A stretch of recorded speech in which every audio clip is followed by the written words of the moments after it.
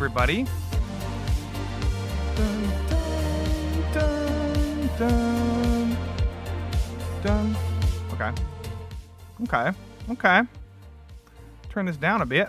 Can you hear me? Hi. Whoops. That was my Twitter. Oh, hi. Is that too loud? Yeah, it is. Well, hello. Welcome to the Lofti Lounge. Wait, one second. Yes, hello? My roommate's talking to me. Oh. Thank you. Okay, thank you. Somebody... I was just too confusing to get into. Well, anyway, hi. Still better than some of the Naruto Yellow Flash character, like Yellow Flash was... No. Yellow Flash did never dress as a Naruto character, did he? Hi, Dermy. Yeah, I went to Matsuri with a bunch of dudes and some ladies. And Chris Gore made fun of me. And included me in part of the in the ladies group. But yeah, that was a fun time. Big convention. It's the only one that everybody does, really. So if you're in this YouTube space, if you follow all these streamers, it's really the only convention that anybody does. There's Vegas, right? There's like Orlando and other meetup spots. But those things like oh, Jack, you're not wrong. Those things are shorter, a little bit shorter. Like this went 5 days or so. You know, I think Vegas might be a 2-day thing. I'm drinking my coffee. But yeah, I had a lot of fun. Who was here? Anybody? Oh, Dermy was there. Anybody else here went to Matsuri? It is the big meetup. Look, I would go to all these other places, but I don't think, personally, spending the flight and hotel and all that stuff on a 2-day trip is, like, worth it for me. That's why this one I like better. Oh, Gator Time's in the chat. Anime Matsuri. Gator. What's up? Gator was doing his Gator Time at the Matsuri. You doing the filming, all the... If you saw the live streams, that was probably Gator's stream. He did a good job. It's just a whole different experience than most conventions. It is. It definitely is. Especially with the YouTuber panels. Like if we got like, I was saying this, if we had like Flashcast and Geeks and Gamers there, suddenly it would have been like way more dynamic, I think. Which is what we should do next year, I think. Everybody should go. But yeah, Gator had streamed the Vic panels and those went popping off on YouTube. I think everybody watched those. Vic Mignogna was there. Mignogna? How do you pronounce that name? Vic Mignogna. I just say Vic Mignogna, like pinata. I don't know. Did you go to the club Saturday night? I went. Oh, hi, Greg. Don't ask me about nights because I don't remember which. I get it mixed up. But I went to the club one night. Are you talking about like that nerd bar? I went there. Didn't go to any dance clubs. Yeah, it was like a home base kind of Dermy. Like the YouTube corner was like a home base. Very far away from the rest of the convention, but it was still cool. It's Vic Mignogna. That's what I've been saying. But yeah, maybe I'll like this. I'll just do a little, stream tonight, talk about some stuff, and then we might try to put together like a bigger panel or something to talk about Matsuri like later this week. But oh, dude, I didn't go to that thing. Hall A. I walked in there a couple times, but I didn't like go to it. But I'll show you some of my. Hold on, let me pull this up. I'll show you some of my things. You know what I mean? I'll show you some of my pictures that I got. So here's bunch of people I never met before until, you know, this weekend. Aussie Overlord, Uncivil Law, a bunch of law tubers. It was the law tuber Matsuri. Chrissy said she ran into you at a CVS. Oh, yeah, did she really? When did she say that? Because we actually did. That's funny.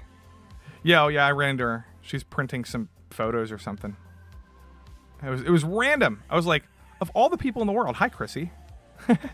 She was like, Lofty. She was like, I was like, I'm Lofty.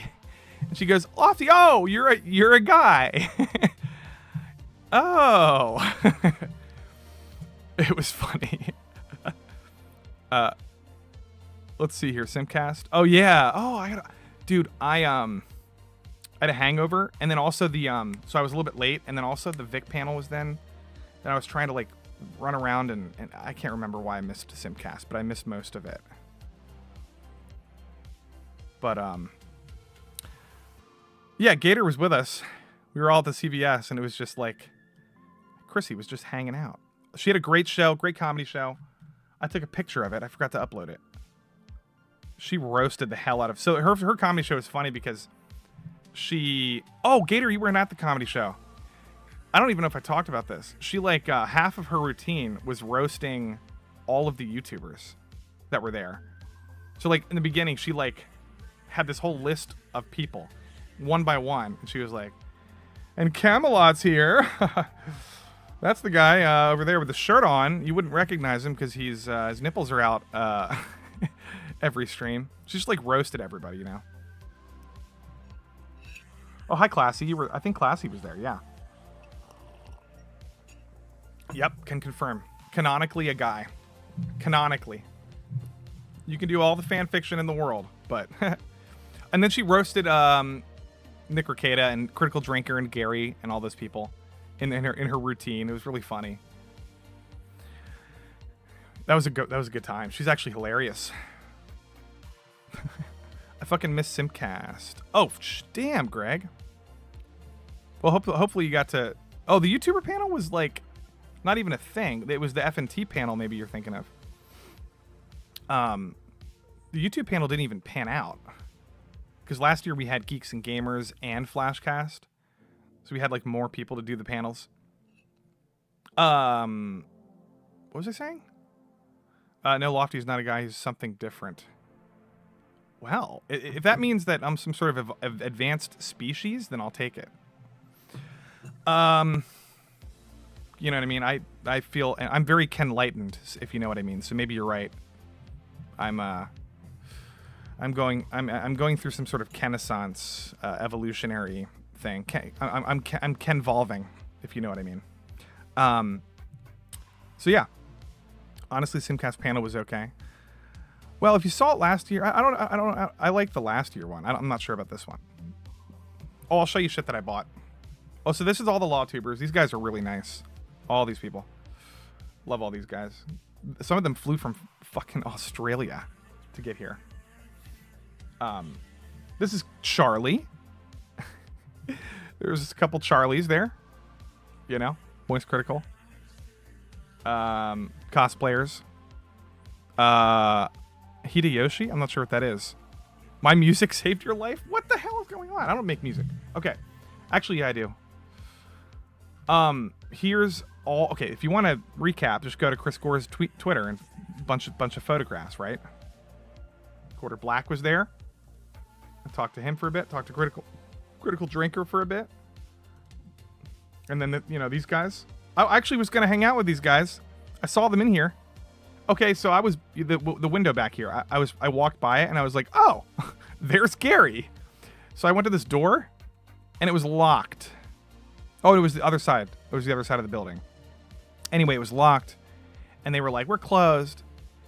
And wouldn't let me in. And I texted Chris, but he didn't get... Or it was on Twitter. So he didn't check his Twitter in time, but I just went to eat somewhere else. What else? Oh, there's this. Got some cosplays. The only people that cosplayed are like the girls and me. That's why Chris Gore was like, Lofty's a girl. Oh, here he is. Watch. Been an awesome weekend here at Anime Matsuri, hanging with Nerdrotic, Quarter Black, Camelot, Critical Drinker, Ricada, and Cecil. And the ladies, lovely Leela Hart, Chrissy Meyer, Brittany Venti, Melanie Mack, and Lofty Pixels. So, you know what? These are all cool ladies. Whatever. I'll be a part of it. You know? Chrissy was there. Brittany was there. Melanie Mack was there for a little bit. Very fun. Oh, there's more pictures. Here's me and Gary and Chris. I did my Ken. I was Knuff all weekend. This guy's based. I love this guy. He's really fun. And then we got there was some people in the background. Bunch of other YouTubers. It's hard to point them out, but we have Solar Sands, who has 1 million followers on YouTube. I just found out. He's my buddy. I was just hanging out with him for a little while. Solar Sands is a good YouTube channel. And then we got Camelot back here. This was the bar. Everybody hung out at this bar. Everybody. Jotaro and Otaku Hero are mostly just normal clothes. Yeah. Except iconic, you know? No, Yellow Flash was not there. Yeah. But it's so iconic. It's like, there's Jotaro. But you don't have to get all sweaty. Here he is again. Then we got some cool stuff from Matsuri. I love refrigerators. There's a funny video going around with this. I'll have to play it later. And Cecil just passed out in bed. But yeah, that was fun. And then we got, what else did I do? Here is Ryan Gosling and Ryan Gosling. Ryan Gosling's the Gosling duo. That was really fun. This guy's from, if you don't know, this is from the movie Drive, where he has a scorpion jacket. Then I met Vic Mignogna. Here's my Vic picture. I like Vic. He's a very nice guy.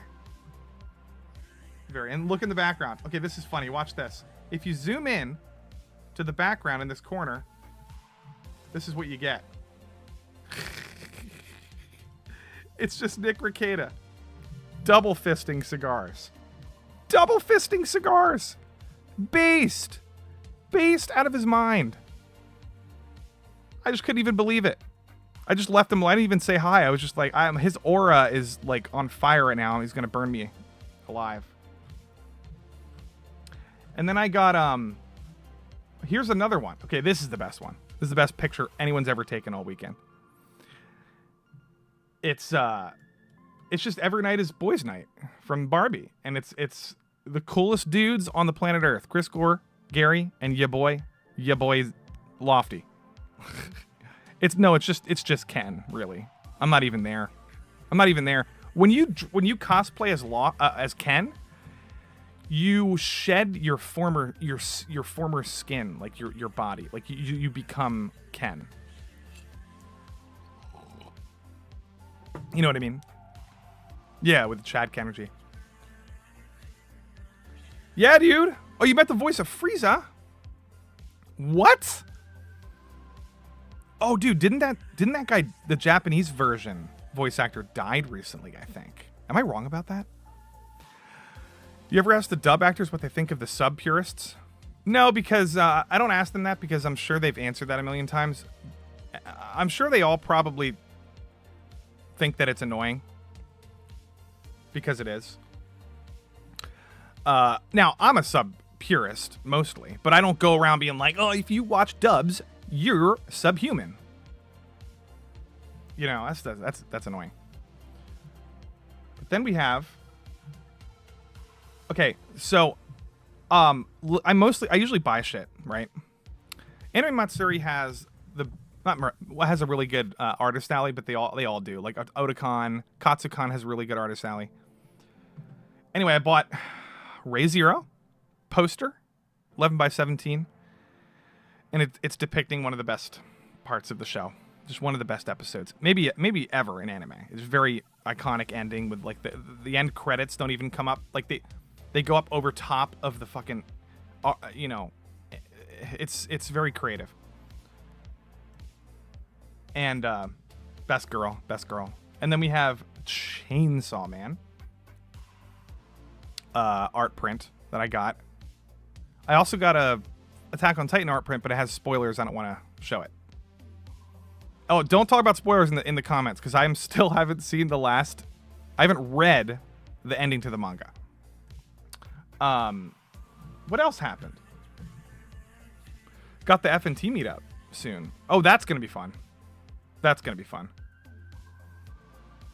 Sounds like an old lady in the ocean dubs of DBZ. Oh yeah. Yes. I like that. I like the dub though. I like the Frieza English dub, personally. And then here's me and my Barbie, Spooky Weeb Trash. She's Anime Boomers host, Anime Boomers podcast. Check out their channel for all of the panels, by the way. If you missed any of the panels, or not all of them, but like if you missed some of the panels, go check them out on Anime Boomers. And there we go. And I also got a little, I don't know if you can see this, Hisoka little phone charm from Hunter x Hunter.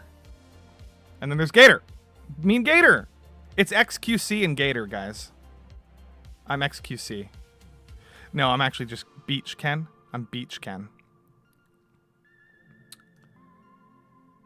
You know. That's pretty much all the photos that I have. The only ones we missed was the Simcast. Yeah, it was the same time. We couldn't be there multiple places at once. It was the same time as the Vic panel.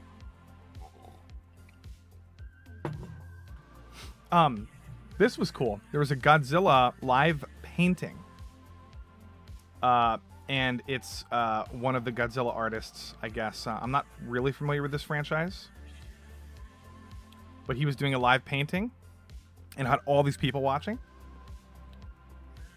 And it's pretty awesome. And then it turned out like really well. Which is that's a really cool thing they did. I've never seen that before, ever. And then this guy, I met Jacob Takanashi, who's a voice actor, video game voice actor, and then some anime. I wasn't familiar with his work, but I hung out with this guy and we had a really good conversation, and he followed me. He's in a Final Fantasy game coming out soon, I believe, like a smaller, one of the smaller ones. Some really good cosplays. The only Princess Mononoke End of Evangelion poster. Oh damn! I already have a couple Princess Mononoke posters. I have a couple of those. This is probably what the one guy was referring to, the club or whatever. They had this band, this Japanese band. We were in while this was going on. We went to this bar called Niels Bar, like Niels Bohr, the scientist, and it was literally a nerd bar. So you walk in, right? And I can't remember what music was playing. It might have been 80s music. But it was there were like old movies playing on the TVs. There was I believe like the movie Moon might have been playing in one of them, because I saw Sam Rockwell on the screen. And then in the back corner, there was like N64s. There was like other shit. There might have been a Switch there because somebody was playing Smash Ultimate on the TV. They had like GoldenEye. They had Mario Kart in the bar. And there's couches. It was very cool. Everybody went there. Chris Gore was there. Cecil was there. Camelot was there. I was there. A bunch of Comicsgate people were there. Comicsgate was a big presence at this convention. A lot of Comicsgate people. Ghost House was there. It's called Neil's Bar. It was this like late night bar that we all hung out at. Everybody, yeah, dude. There's a lot of cool artists that I met. Like I met Ghost House, who's doing some really, really creative comic book work right now. I think he's writing and drawing. I met Nick I can't remember his last name. I know. I can't pronounce it. But it's the guy who. Oh boy. Oh boy. I don't know what his Twitter even is. But he's a really, really, really good guy. Bunch of other Comicsgate people were there. What else do we have? Let's see. A lot of Japanese guests were there. I didn't do any of these things, like the costume contest or like the opening ceremony. Artist Alley was amazing. Oh my god.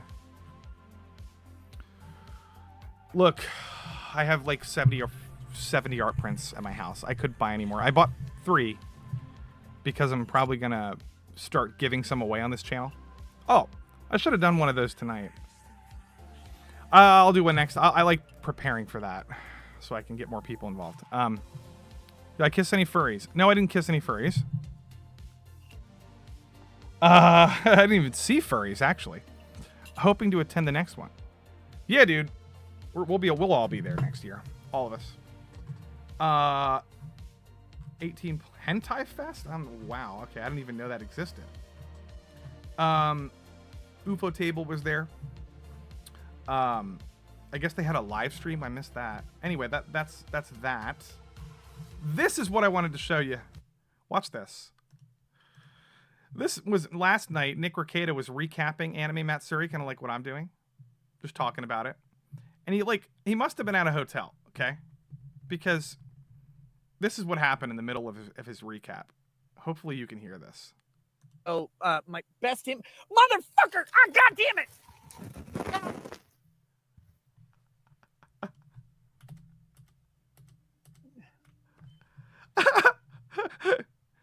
Shit. Uh-oh. Turns out this spot's not going to be great. Because I just got soaked. He got soaked with a sprinkler. So did my computer and mic. Holy shit.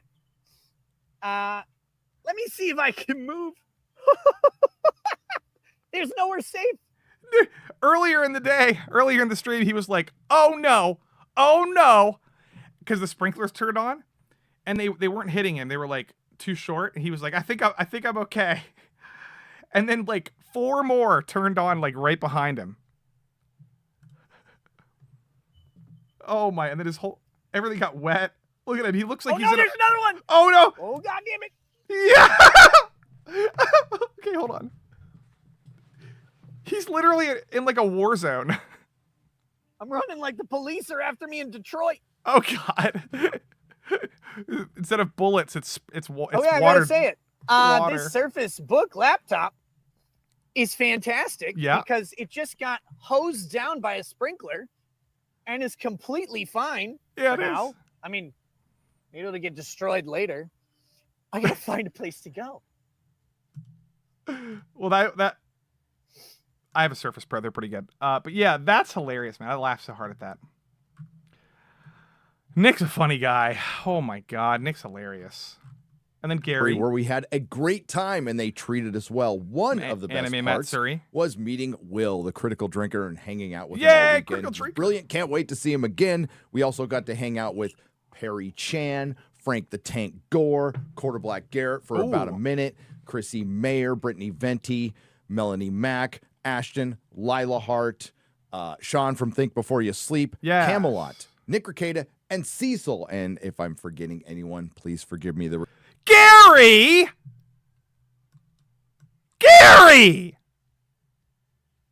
What did you just say? You said if you're forgetting anybody, right? Okay, look at me in the face, Gary. I talked with you for like a good 30 minutes about football and about movies, okay? I was drunk and you were not drunk.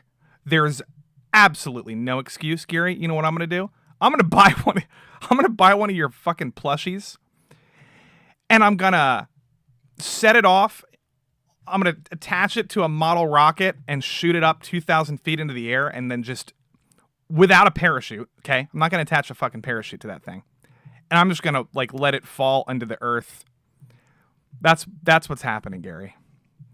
If I'm forgetting something. There. We had a contingency from the Legion of Memers.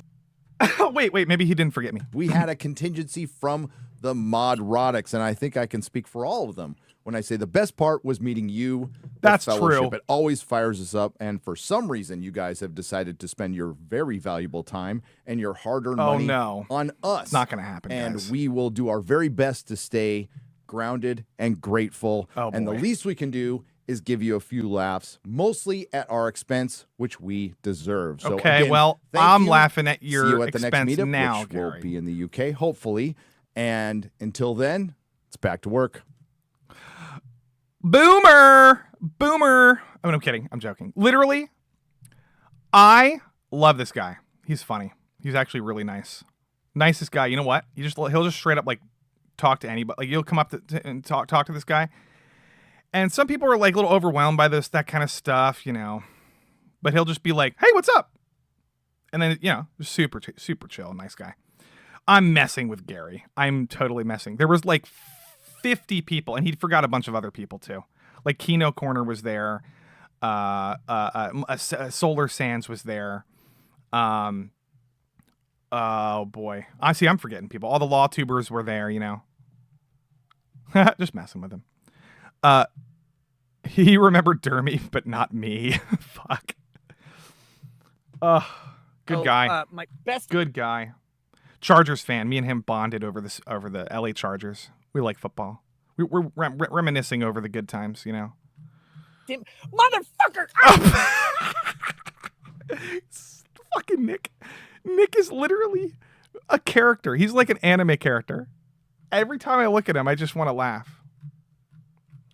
All this stuff was here's Legal Vices was there.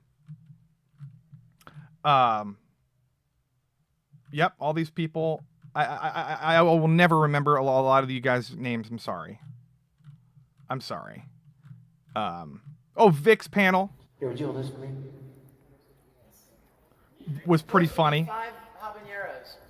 Between you and me, habaneros are not hot. My buddy Skip, stand up, Skip. Why do I have mono Let's audio? give a hand right here, buddy. Yeah. So whoever uploaded this has like my right ear is all I can hear out of. That is one sexy T-shirt you got on too. Star Trek fatigue. Vic's really good with panels. He literally just goes up and down and like makes fun of people and like, you know, it's funny. What? Drinking some kind of stuff. I'm not even sure what this is. It's like some sort of somebody made him something? Spicy drunk sauce? That was funny. Let's see. Oh, I'm in most of these hashtags. I guess not a lot of people were uploading. It's kind of weird. The Anime Matsuri hashtag, I clicked on it, and it's all YouTuber stuff. Like, here's Gator. Here's Gator with the panels. You know, it's all fucking YouTubers. Why is it giving me YouTuber stuff? It's Anime Matsuri. Look, sorry, I didn't even show you guys. I literally just typed in Anime Matsuri, and all the top posts are just from the YouTubers. That's funny. That's random. Is that Meat Canyon? Yep. Meat Canyon. Me and Comicsgate has chatting up with Cecil and Chris. Oh! Yeah, Cecil is fun to talk to. But anyway, this was the club. Whoa. See, look, I would have went to this thing. Think about this. You go here. Okay. 90% dudes, probably. All stinky and sweaty. Probably good music. Probably fun. But everyone's just kind of standing around and waving. You know, it's probably cool. But I just wasn't in the mood for it. It was tired. I just wanted to go to the bars and hang out with people. These guys look cool. Hi. You look so pretty. Oh my. Hi. Oh, we got the K. Is it K-pop? No, this is Japanese people. Oh my. What else do we got? That's it. Yeah. It was a fun time. You guys have any questions that you like? Maybe you missed out on something. I think I explained everything. Here was the YouTube panel, F&T panel. Cecil's funny, great guy, really good stuff. I like just walking around, looking at costumes, going to the merch hall or whatever it's called, buying stuff. They had body pillows, they had blankets, they had plushies, they had anything you can imagine. Anything. Here's an Arcanine plushie. Anything you can imagine. Like, seriously. Here's the F&T panel.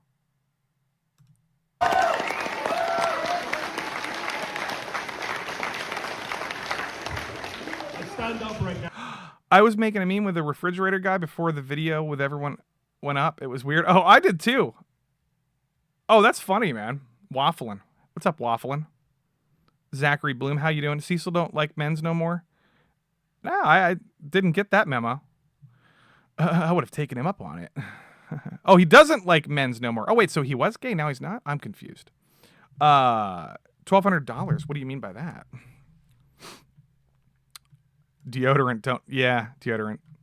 Deodorant's something they should sell at every booth. Yeah, but I might fall over, so I'm going to stay in my chair. I might fall over, so I gotta stay in my chair. I've got to talk about I'm gonna talk about anime. I don't watch much anime, but if I did watch anime, I'd probably watch that show Vinland Saga, because it's got my people in it. You know, it's got some of my people in it. Whatever the fuck. I love this guy, by the way. I met this guy. Oh, it's Critical Drinker, by the way. And I said, "Hi, sir." I was like, "Hi." I didn't want to say who I was because I was like, "There's no way he knows who I." Because I've never streamed with him or anything. Doesn't even follow me. So I was like, "Hi," and someone was like, "Hey, that's Lofty," and he goes, "Oh, Lofty Pixels. How are you doing today?" And I was like, "Oh, wait, no." He said, "Lofty, I've heard a lot about you." And I was like, "What the fuck? How do you know who I am?" And he goes, "Oh, you know, you get around.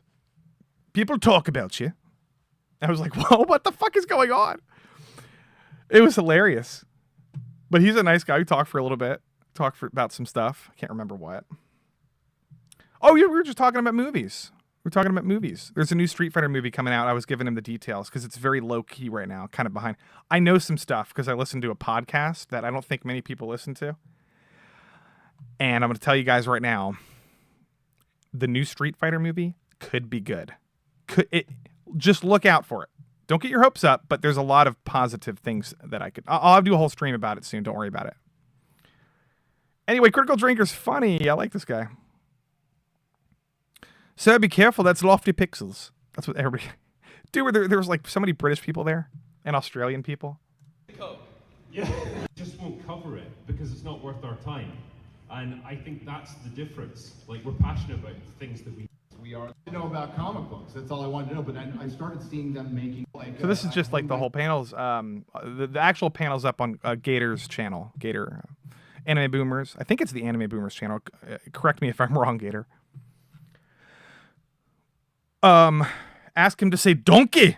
No, I'll just say it for him. You are like Jay or Cecil. People know who you guys are. Oh, that's actually kind of probably true. It's like Cecil's done a bunch of shit that I haven't done. Like, you know, he made shit. Well, actually, I've done a lot of stuff with the quartering, but yeah, it's just kind of like, you know, we don't have a big channel, but like we're kind of like we kind of just like work our way into all these streams and stuff.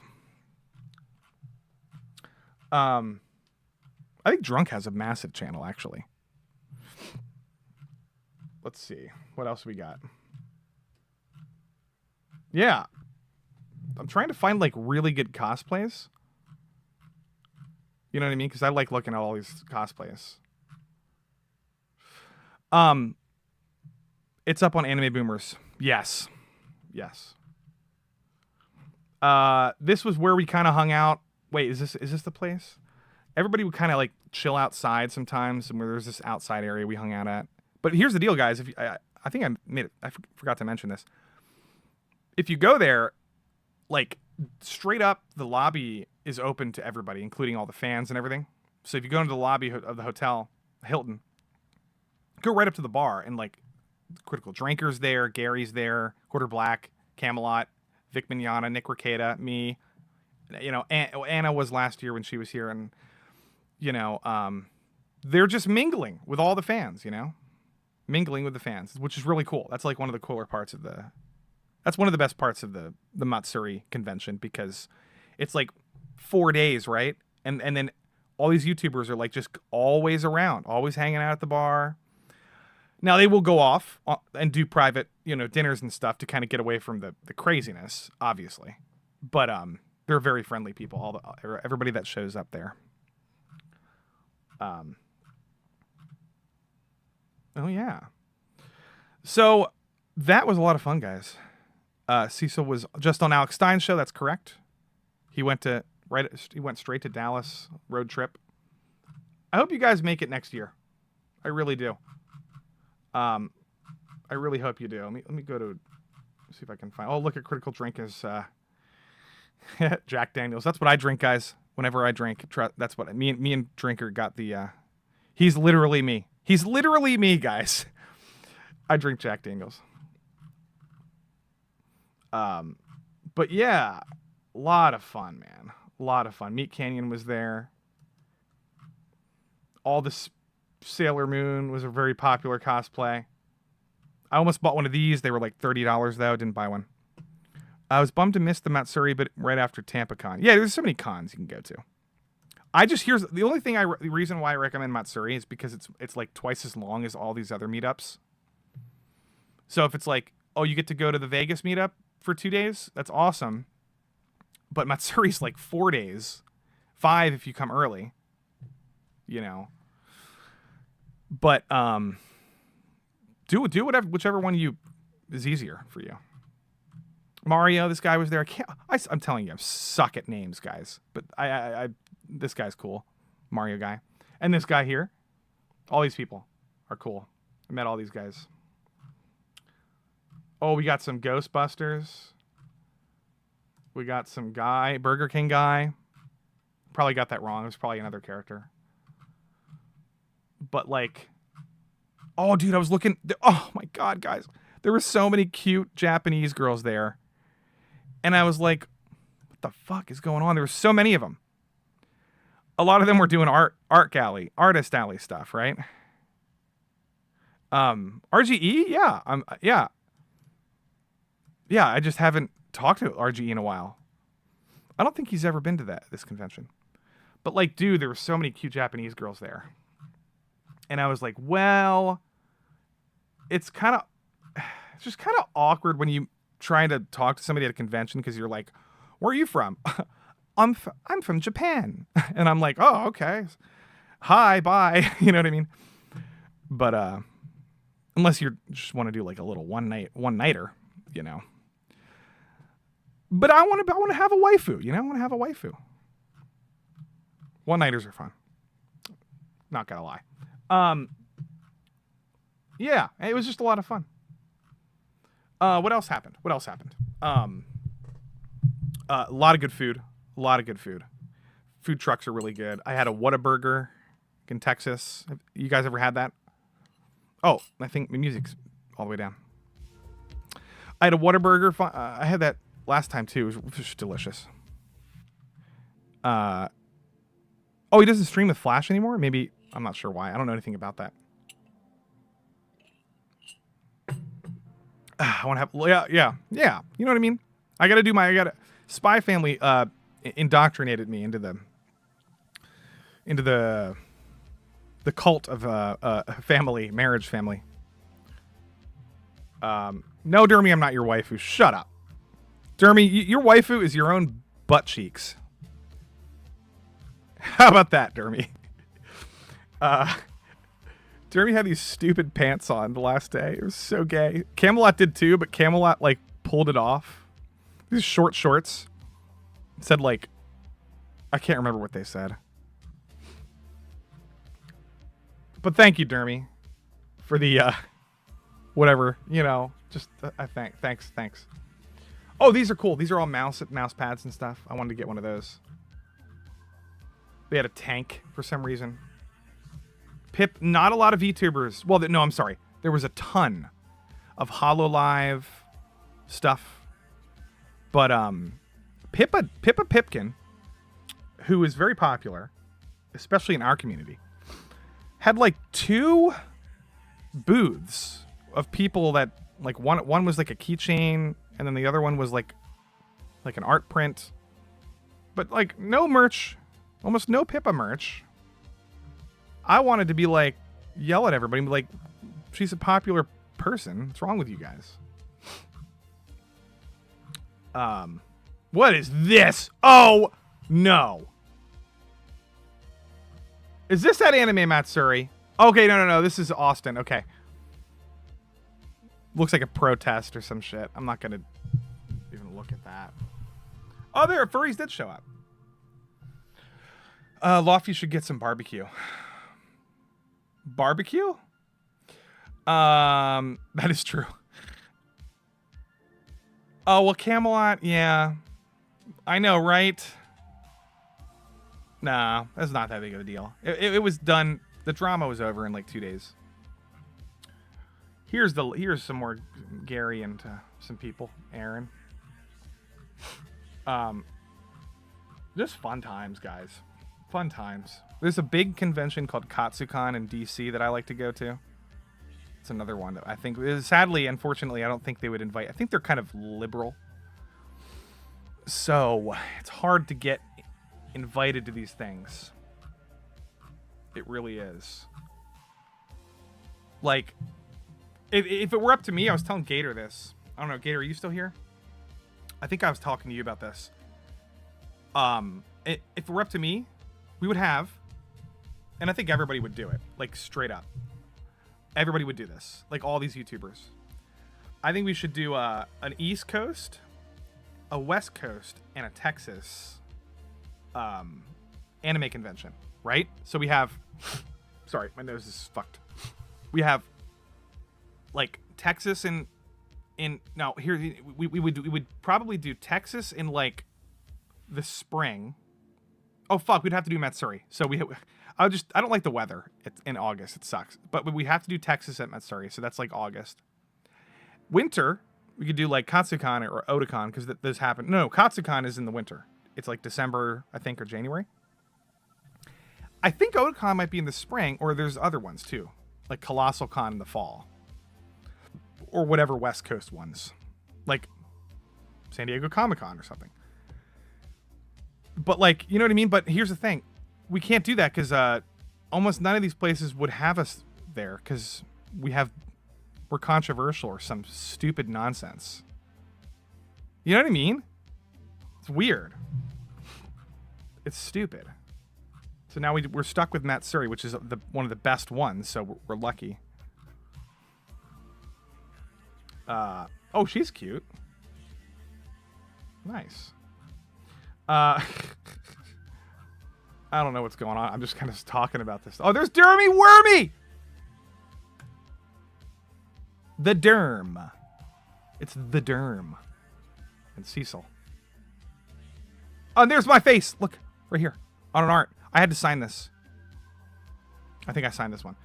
This guy. Oh, this guy. Yeah, I like this. Oh, fuck. What the fuck? I see, look, I'm the worst person with names. This is a nice guy.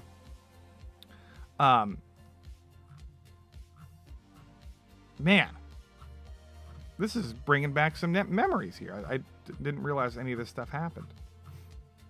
There's Simcast. TampaCon was pretty cool. There's probably one in Florida, yeah.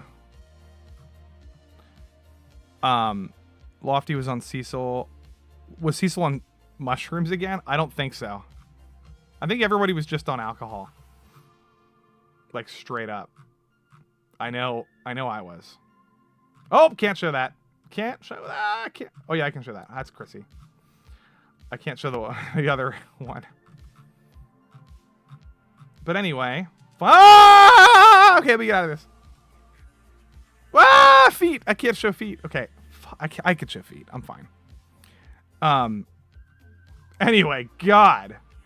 I did want to talk about some other things, but like, yeah, Anime Matsuri is so much fun. I wish it happened every month. I might straight up go to Katsucon. So if any of you guys want to go to Katsucon, I might be there. I think it's in like December or January. Cecil was well behaved. What's up with the UN cosplay? I don't know. A serious man, yes. Cecil was well behaved. Cecil got high the whole time at Tampa. Oh boy, everybody's roasting Cecil right now. I don't know. I just like going to these things. I have other cosplays I like to wear that are too hot to wear in the summer, like Pennywise the Clown. Pennywise is very fun because it's very popular. And I can only do it in the winter because the makeup will melt off my face if I do that in the fall and in the summer. But dude, the art prints were so good. There's based Ricada, double fisting cigars, like a Chad. Don't think anyone else has ever done that before. You know what I mean? What else? Oh, big news. Hayao Miyazaki's new movie's got some new art, new leaked official screenshots. Let's take a look. Okay. It's called The Boy and the Heron. My coffee. This is probably the main character. Looks like they have a painted background. That's interesting. I'm not sure where this stuff came from, but this looks really nice. This looks really nice, the composition. And it looks mysterious. This is interesting. This is very Miyazaki. And this is kind of creepy. This is kind of creepy. Makes me think that this movie might be channeling maybe some Spirited Away or some of the more kind of like not he doesn't make scary movies, but some of them are a little bit more weird than others. Like the fat pigs in Spirited Away kind of fucked me up. I think I was a kid when I watched it and I was like, ew. You know what I mean? This looks good though, guys. The Boy and the Heroine. Hayao Miyazaki, last for real this time, guys, actually got last film, the farewell tour, the finale, Super Mega Ultra Final Version Part 3. That's basically what this is. It's like Attack on Titan, like times 10. Hayao Miyazaki. I'm done. No, I'm not. I'm done. I'm finally done. No, I'm not. Guys, I'm finished. I'm done. This is my last movie. Wind Rises. I'm done. Okay, I'm done. No, you're not. Okay, you're not. Now, to be fair, that happens a lot with old people, old filmmakers. They're like, I'm done, and then they're not done. But what was I doing? I was going to talk about something else. Dude, look at Aaron Taylor Johnson in this new Esquire shoot. This guy's jacked. He was in Godzilla. He was in Quicksilver in the X-Men movies, I think. He was he's going to be Kraven the Hunter. He's also in Nosferatu with Robert Eggers. I believe Johnny Depp's daughter is in this movie, Lily Depp. And I believe Willem Dafoe is in this movie. And it's a Dracula movie. It comes out next year, I think. And they're filming it. And he says, Aaron Taylor Johnson says Robert Eggers' Nosferatu will scare the shit out of you. Very exciting. I was glad to hear this. I want his movies to be scary. The Witch was scary. I think he does better with horror. The Northman's incredible, but I want him to go back to horror, if that makes sense. This movie looks incredible. This is called Maestro with Bradley Cooper. I won't play it. Maybe I should stop. But it's just Bradley Cooper, movie about a conductor, and it just looks amazing. I can't describe it. It looks beautiful. It's called Maestro. Netflix movie. They might win an Oscar for this, guys. Look out.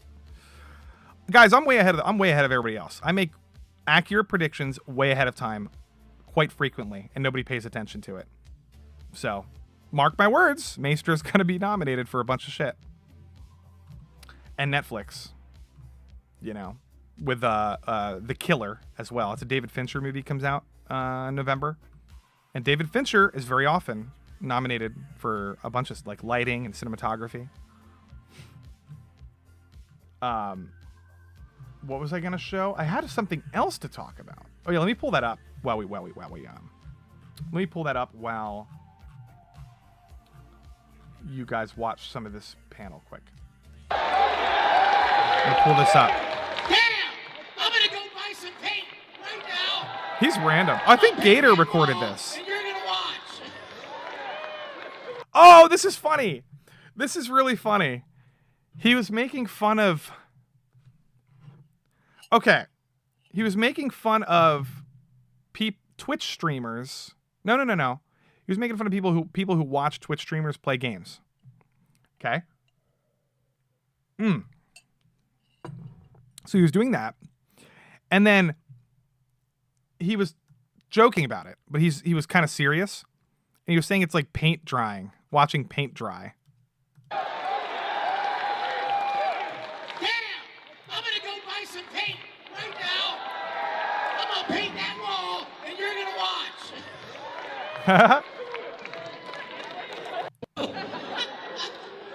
No, but are you with me on that? And then he makes a good point here. Hold on. You guys, I'm so sick of it, I can hardly stand it. I'm sorry. I'm so sorry. I'm only human. I'm just a flesh and blood bozo human like you. I have my failures and my flaws and my insecurities, and I am so tired of people trashing people because they just don't like what you like, or they don't agree with you, or they think this. Well, I have an idea. Mind your own business. There's a great idea. So, he was just using Twitch. Some audience member brought up what he likes to do. He was like, I like watching guys play video games. And he's like, I find that sounds really boring. Why don't you just play it yourself? But he was like making a point, like, I say this all the time. Like, if somebody doesn't like something you don't like, that is, you can like tease them or whatever. But people get way too fucking sensitive about shit like this. Way too sensitive. I have a great idea. Go build something. Go write something. Create something. Do something of benefit to the world. And it's like, I talked about this last time, like people gatekeeping. It's like I can't talk. Oh my God. Flaccid was here. I was flustered and I started blushing. They take gatekeeping way too far, right? Hi, Flaccid. Why don't you speak at the panel, Lofty? Because it was F&T panel is the only one that it had, because we didn't have the other ones this year. And I've never been on F&T, so I would never speak on it. Although, here's what I was going to talk about. Okay, let me get back to this in a second. I want to do a panel at Matsuri. I don't know if it's going to happen, but I thought about asking around to see if I could get a panel there with me, myself, and that's it. No, I'm kidding. Just the Lofty panel, and it's like I have a line of all it is a Q&A, and the people show up and go, and I'd be like, all right, what's your bad take? And then they say their bad take, and then everybody makes fun of them, and then the next person comes up and says their bad take, and then everybody makes fun of them. That's my panel. It's called Bad Takes, Judged with Lofty Pixels. No, that's not my fucking panel. People make to try to destroy other people's entire personality. Yeah. That, let me finish this and then I'll get to the panel because I'll talk about that. But this is like annoying. It's like, the gatekeeping thing. Yeah. It's fine to gatekeep your hobbies from people that want to actively destroy your fucking hobby. Like if people want to come in and be like, you've been misogynistic for the past 60 years. We're going to come in and we're going to build up an interior wall around this hobby, and then we're going to eject you from the hobby that you've been involved in for 30 years. If those people need to be gate kept from the hobby, right? I'm not going to be like, I don't like Godzilla, because I don't really. I'm not a huge Godzilla fan. I'm not going to go into their hobby and be like, all you guys suck. Get out. Godzilla versus Kong is the best one ever. All the other ones suck. And you know what I mean? I'm not going to do that. But the point is, you shouldn't be like, oh, this guy liked The Last Jedi. Fuck you, get out, go away. You're gay. You're a lefty commie, loser, cuck. Get out of our hobby. You're not allowed to be on our streams. You're not allowed to be my friend. And it's like, what if the person likes The Last Jedi just because they like it? And then, but like, what if they also like the original trilogy? Like, and what if they like The Last Jedi, but they're like, it's just kind of mid, but I kind of like it. But the original movies are way better, you know, like obviously. We shouldn't be gatekeeping those people. Those are like, they didn't do anything wrong. Maybe they have bad taste once in a while. You know, some people love Jurassic World. Do I go tell them, oh, excuse me, you're not a real Jurassic Park fan. Jurassic World does not adapt properly the tone and the themes of the original film and the novel. It gets it wrong, and it really messes with the underlying themes of anti-authoritarianism and anti-greed and hubris that the novels are portraying. So kindly fuck off and go watch Transformers Michael Bay movies. Do I do that? No, I don't fucking do that. I do that by myself, like if I'm reviewing the movie, but I'm not gonna like fucking be rude to somebody if they like it. Anyway, you know, you guys, I've said this a million times, but he made a good point about this stuff. Imagine if you took all of that negative energy. He just talks about that for a little while. Good speech. Good guy. But as far as the panel, right? I thought about doing a live stream. Do you guys know the Kino Corner? Now, I'm not going to officially announce this, but I was going to talk to Kino and see if he's interested. But I think that'd be cool if we get a bunch of people together that are into film, like really, really good movies. Like maybe Kino, or maybe like movie Cynic, or maybe like Little Platoon or Mahler, or you know, well, EFAP should do their own panel, honestly, but I think he lives too far away. But I'm thinking about it. I'm thinking about getting like a movie panel together to talk about, because there's a lot of people that okay, here's my point. Not a lot of people really like what's going on in Hollywood. I feel like everybody at this convention can kind of empathize with some of that, you know, because everybody there's a nerd, and a lot of nerd stuff lately has been kind of dumb. And I thought it'd be fun to have a panel to talk about how to actively branch out and appreciate other kinds of films and shows and things like anime and games that are sort of outside the mainstream, and then give suggestions, talk about things that are happening that are exciting. For example, like the Korean film industry right now is a booming artistic industry, right? So I could talk about Korean films for hours. That, you know, a lot of people might have never seen a Korean movie, and you can give suggestions, you know, show a little clip. I don't know if that's allowed, but I just think that would be a really fun panel, you know? So I'm going to work on it. I should be on EFAP. They're at my speed. I would love to be on EFAP. The speed thing throws me off because sometimes I can't go for 6 hours. Well, you know what? I can if I'm not hosting 100%. I can do that if I'm not hosting. But yes, I would absolutely love to go on EFAP. And I would love to. I'll work my way on there someday, for sure. But yeah, I think that'd be a fun panel, guys. I think that would be fun. Let me minimize this for a second. I wanted to try one more. I wanted to try to find one last thing. Ace, there's one more thing I must show you before you go. And then he brings him into the animal room. Remember Ace Ventura? That's a great scene. Here, let me go to my history. It was this one. Let me pull this back up. Give me a second. Okay. This video I thought was really interesting. Basically, it's about IGN, an article that IGN put out. And he said they had a good take. I pretty much agree with it. Okay. Now, here's the take. Whoops. Here's the take. We'll just go absurdity of what they were Where's it talking at? about. Like, content. Yesterday, they dropped a banger. It's called Baldur's Gate 3 is causing some developers to panic. And Gator, I'd love to be on EFAP, but those are some marathon streams. Yep, 100%. Coffee. They are film criticism type guys. Oh, dude, yes. I am that type, Cyberchud.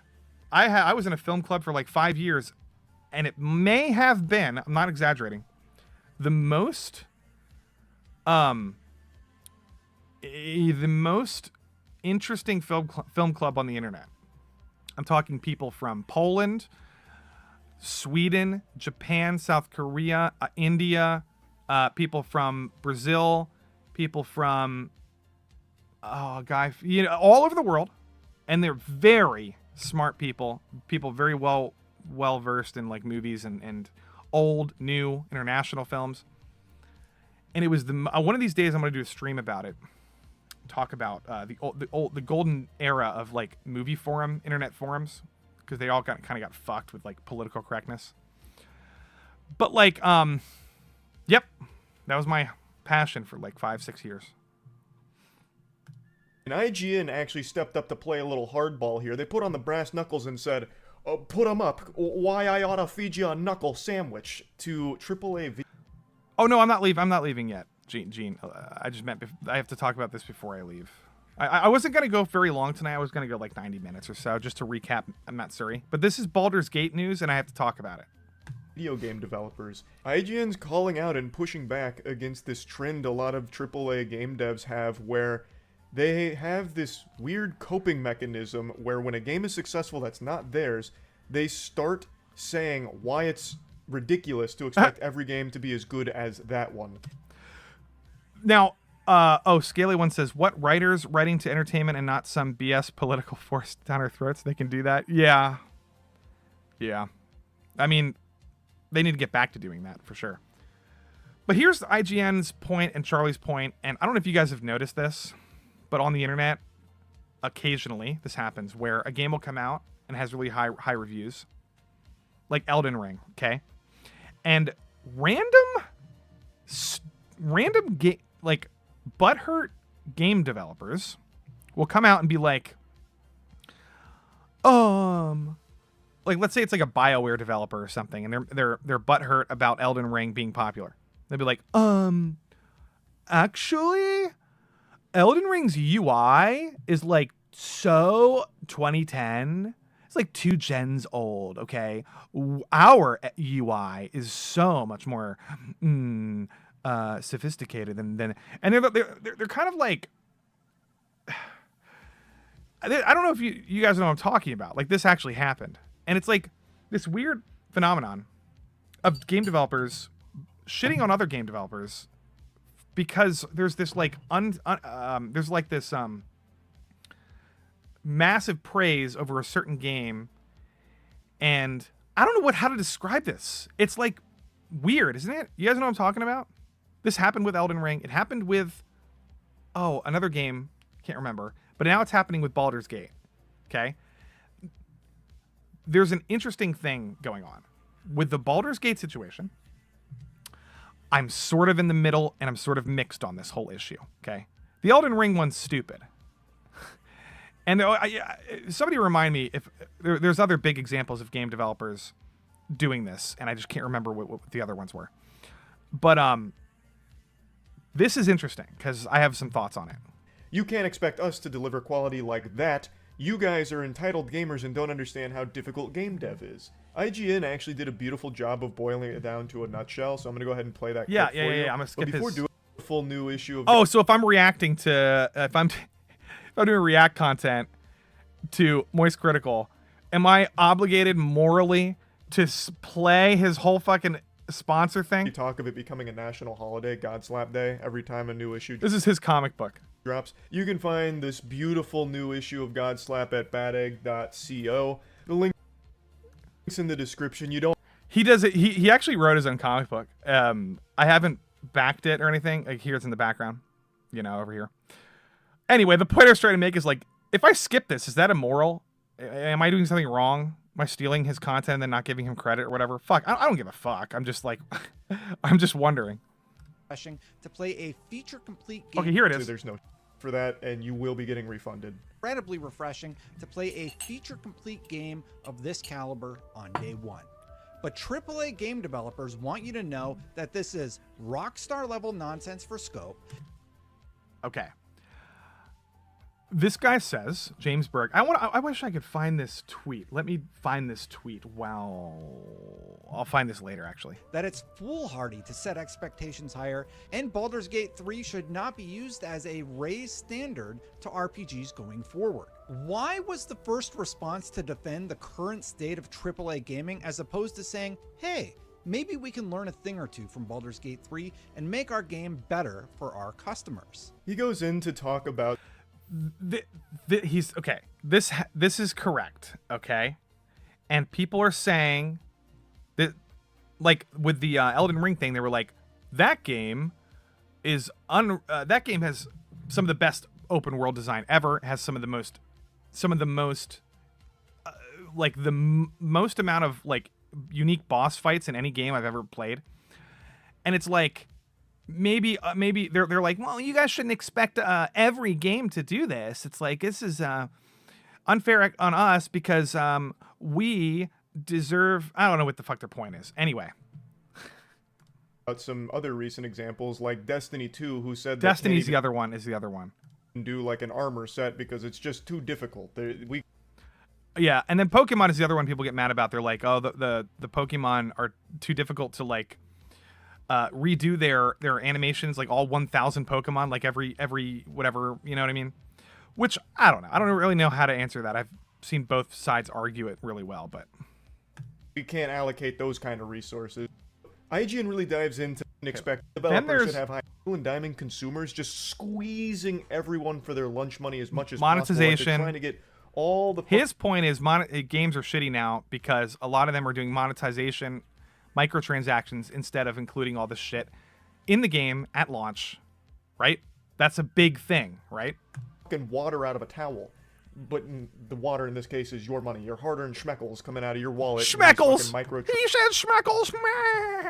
Transaction infested nightmare shitholes that just never really seem to have a bottom to them. It's just, anytime you think we've hit the absolute rock bottom of the gaming industry, someone finds a way to go lower.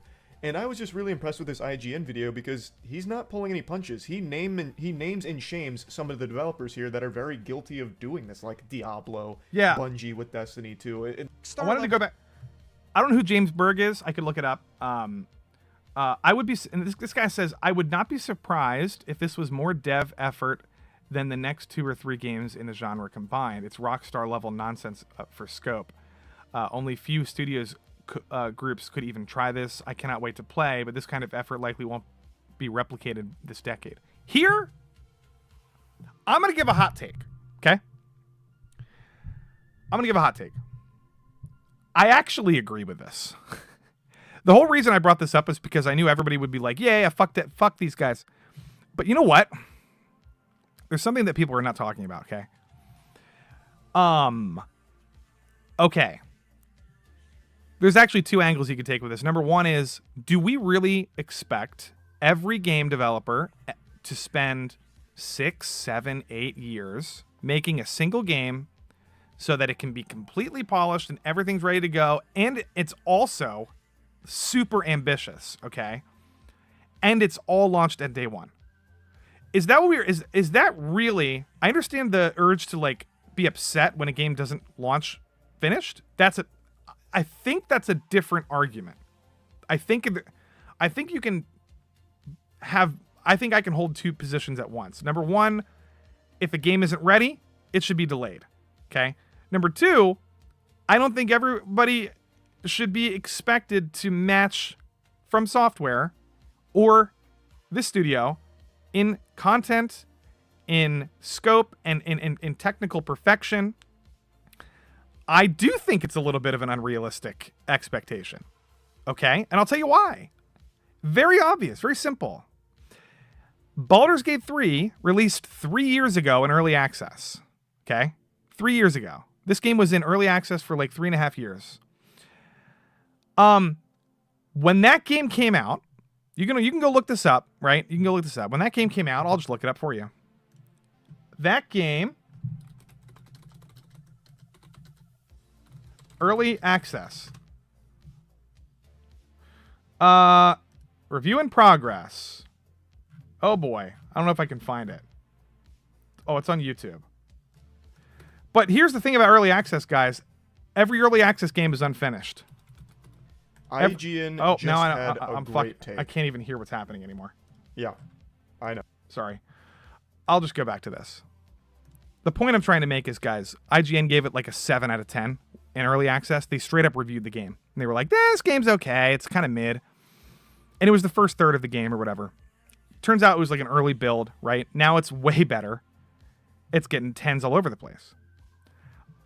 I think it's awkward to say that, like, to pretend that the early access never existed and then all of a sudden say that it's so surprising and shocking how this game came out finished and complete and everything is perfect the way it is. It's like, yeah, of course, if you release a game in early access and you take feedback and then you improve it over the course of 3 years, it's going to get better. Like, it's eventually going to be finished. That's not that impressive. Okay. And it's also like, do you expect every game to go into early access? Is that what you want to start happening? Like, if Halo, here's another thing.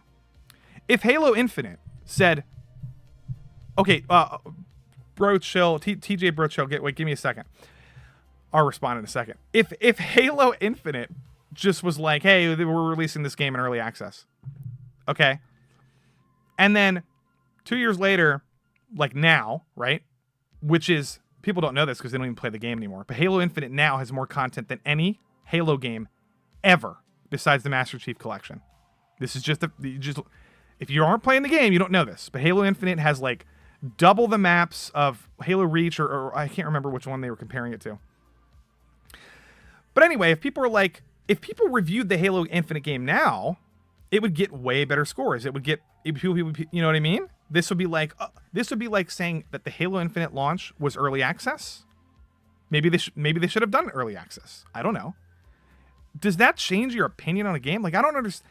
This whole thing is weird to me because people are like, when a game launches on early access and it kind of sucks, people just look at the early access label and they go, oh, that's why it sucks. It's early access. It's like, I don't know. I'm struggling to kind of figure this out because I'll read this guy. He says, Larian already delivered a game equal caliber with Divinity 2. Okay. They have proven to hold themselves to this standard once before, and this is just raising the bar within their studio's capabilities. Oh, I agree. It's raising the bar, and it's a fantastic game. I'm just saying this game took 7 years to make, and half of that time it's spent in early access.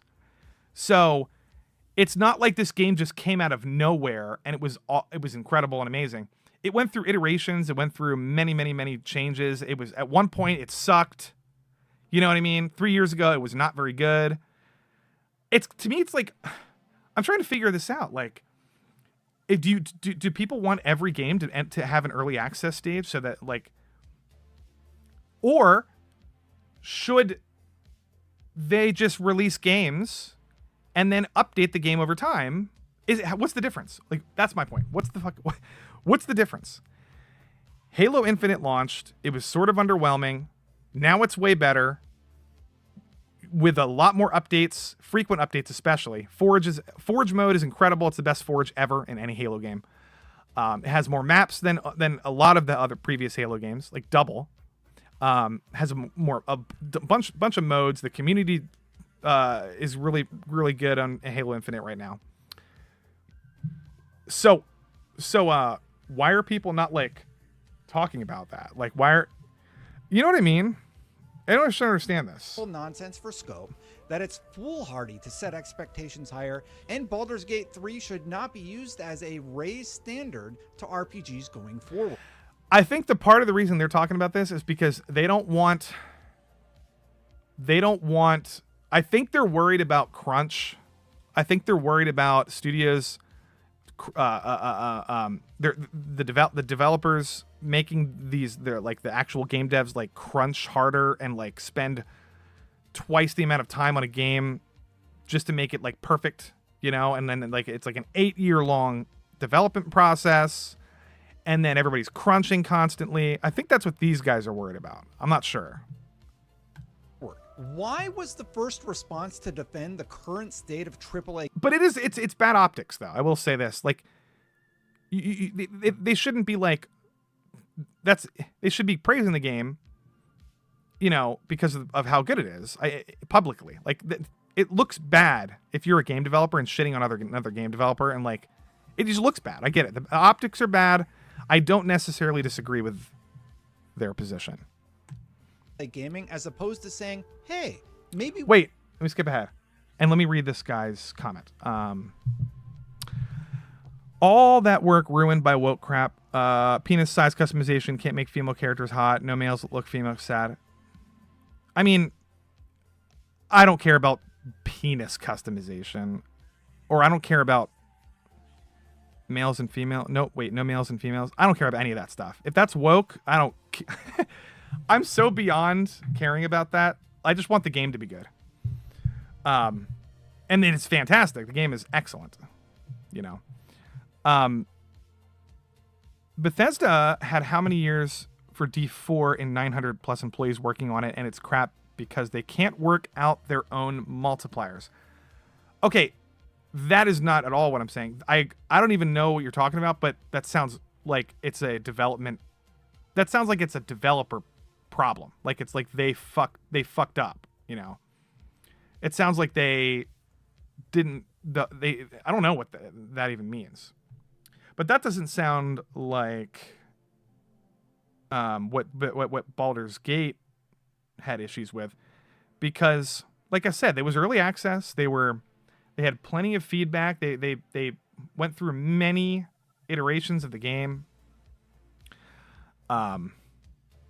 You know what I mean? I just don't really think it's realistic to say that a game, when it comes out at launch, if it's not 100% finished, that it's a failure, because that's what happened with Baldur's Gate, except they put the early access title over the top of the fucking thing. That doesn't mean anything. You guys know this, right? Early access means jack shit. It just means that the game's unfinished. That's all it means. And they only do that so they could make money while they finish the game, right? That's what other games do when they launch a game, except the only problem is if they make promises that the game doesn't fulfill at launch, then that's a problem, because you go, you basically wasted your money. That's like the main difference, right? But there's nothing different about the update, the process of updating the game over time. That's the same thing. For example, if people reviewed Halo Infinite now, they would give it higher scores. Look what happened in No Man's Sky.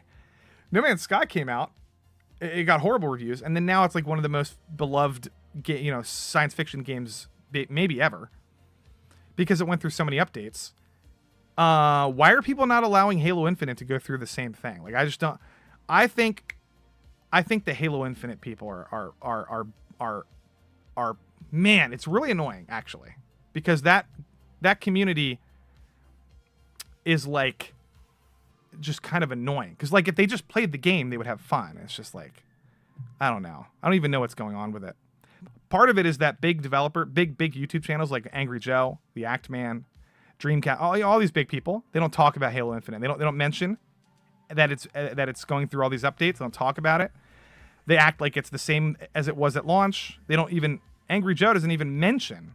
He doesn't even know, I don't think, that it has all these new updates. So his followers don't know.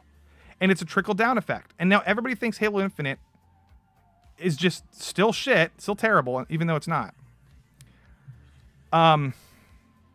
What do you think of the so-called people being livid about Vic's allegations still? I think those people are just going to be mad forever. Just same people who are going to be mad at Eric July forever.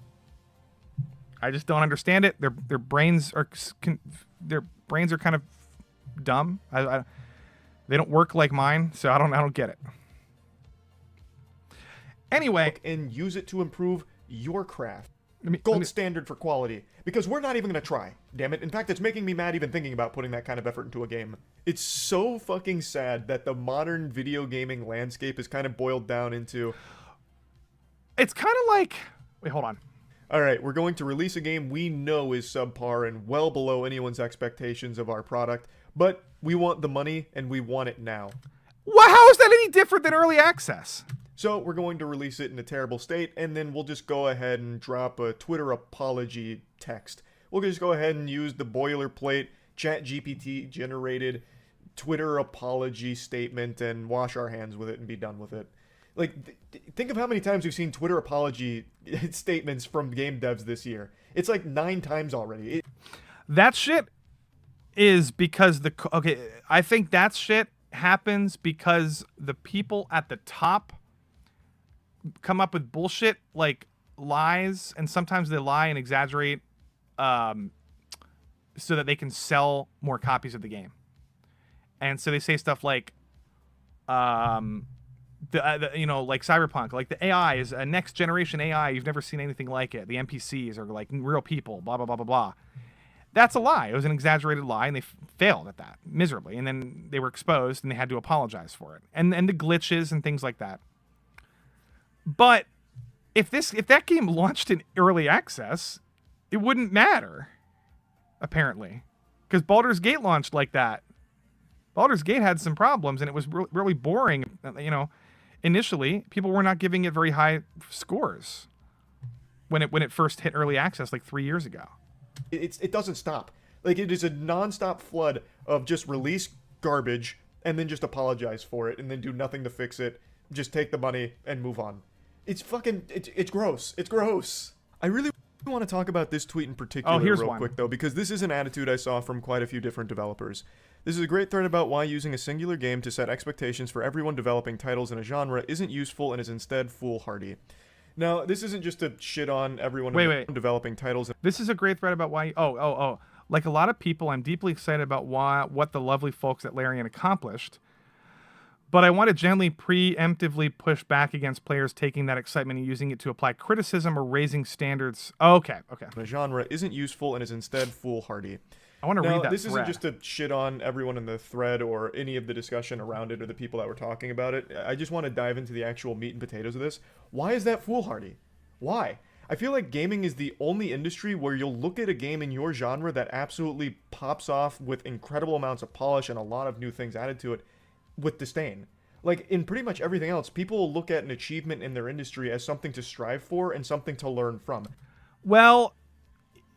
That's like, it's like if a movie does really well, like another movie is not going to be like, that movie, it's too hard to make movies like that.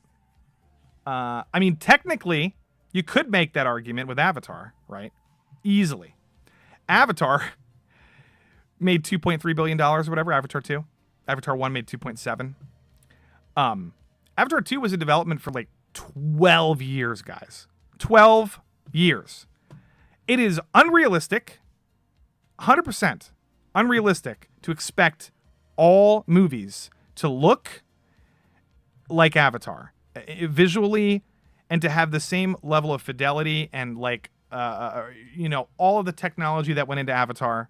It just, you could tell that if you compare it to Ant-Man, you can tell one of them took 10 years to make and then the other one took like 9 months post-production or whatever. It's so obvious. Okay, what do you really expect every movie to go through that 10-year process? That's crazy. Actually crazy. But with games, for some reason, that's more acceptable of a... I don't know. I'd love to talk to more people about this. Maybe I'll do a whole panel about this, because this might become more of an issue going forward. And I would love to talk to other people about it. Take, for example, Into the Spider-Verse. Into the Spider-Verse legitimately fucking changed animation. Like, so did Arcane. Okay? So did Arcane, which was in development for a long time, by the way.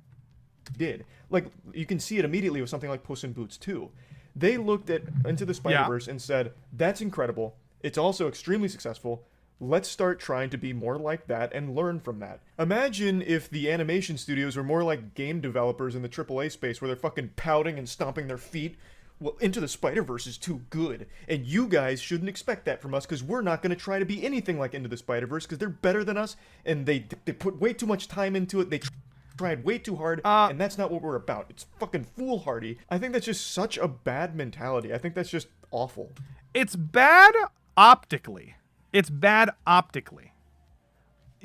I don't even think Charlie would disagree that it's not that people don't think that way, because clearly people do. They're looking at like Rockstar making GTA 6 finally when it comes out. It's going to be fucking amazing, right? Hopefully. And they're going to be like, damn, if my game doesn't look like GTA 6, people are going to be like, why doesn't your game look like GTA? And then they're going to be like, well, because we didn't spend a decade making it. That's why. And it's like, it is, I don't know, like there is some level of unrealistic expectations.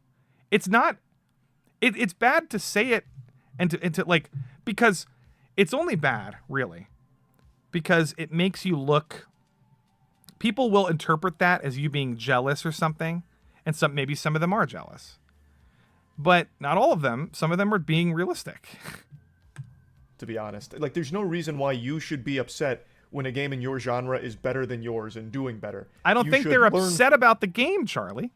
I don't think they're upset about the game developer. They're upset about the fans being like, oh, you guys better match the quality of Red Dead Redemption 2, or we're gonna give you a 0 and fucking review bomb your video game. They're just like worried about that kind of that part of the. They're worried about like expectations being, because it's true, a lot of people do have unrealistic expectations for a lot of things, and that's just a lot of people, how people kind of are, right? People do this all the time with graphics, all the fucking time. If a game doesn't have like high fidelity graphics, or if it doesn't have like 120 FPS or 60 FPS, it's like, might as well not even play it. 30 FPS? What is this? The Stone Age? And it's like, no, it's not the Stone Age. It's literally fucking 5 years ago. Red Dead released in 30 FPS, you fucking dumbass, and it won Game of the Year, you fucking faggot. That's the dumb people that I'm dealing with, okay? They exist. They exist. You can't ignore those people. There's people that have unrealistic expectations, okay? Trying to cram 60 FPS 4K ray tracing onto a PS5 when it can't handle it with an open world game, it's not going to happen. It's not going to happen, and it doesn't need to happen. You don't have to have like this unrealistic standard for every single video game. Oh my God.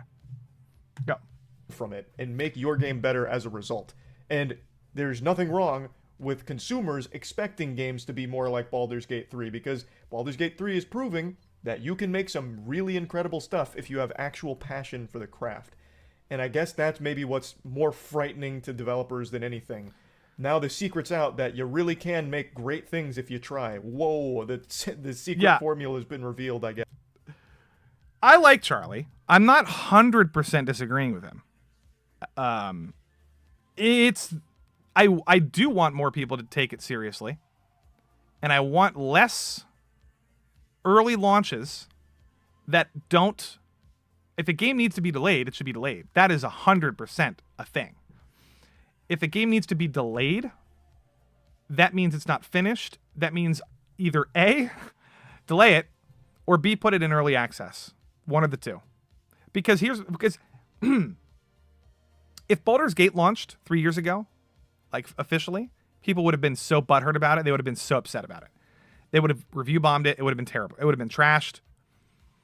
But they put it in early access, and suddenly, okay, so now it's all of its problems are forgiven because it has the early access label. Now, 3 years later, it's better, and suddenly, it's the best thing ever. It's the No Man's Sky thing, all over again, really. Except that the early access. You know what I mean by that, guys? Like, am I missing something there? I expect to get 70. Oh, hold on. Retro Fran says, what do you think? I already read. Scaly says, I think being told X is going to happen and then it's not there. And then months later, years later, long before it's done. At least by saying early access gives the consumer the expectation. That's a good point.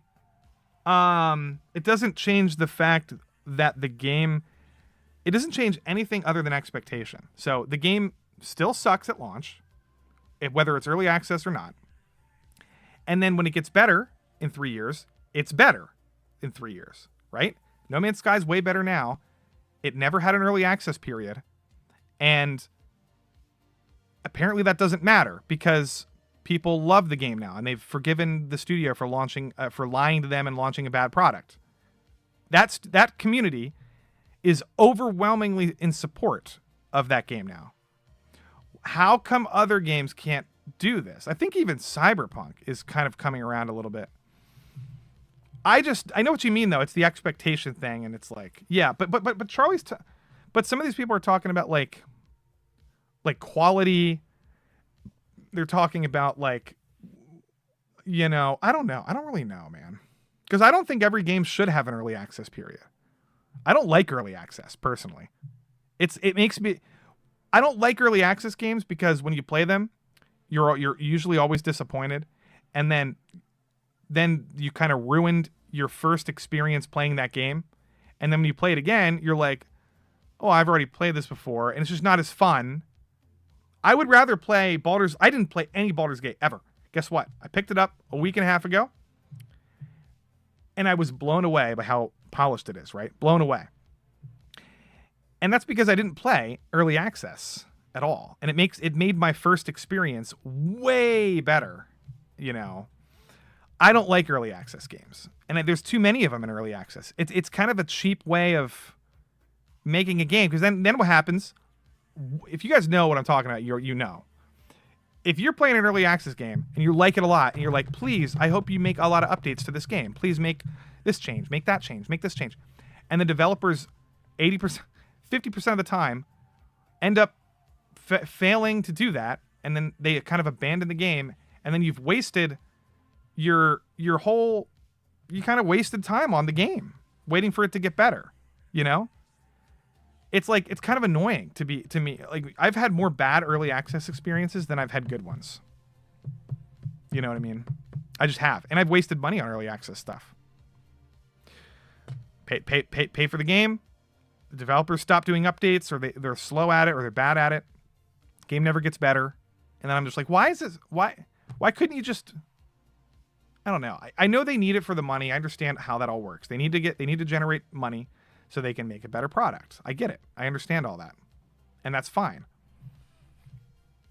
I don't know. This is like a kind of a very erratic and like autistic topic, and it goes all over the place. So I should probably organize a panel, and we can like actually dive into this whole thing, because there's a lot to talk about.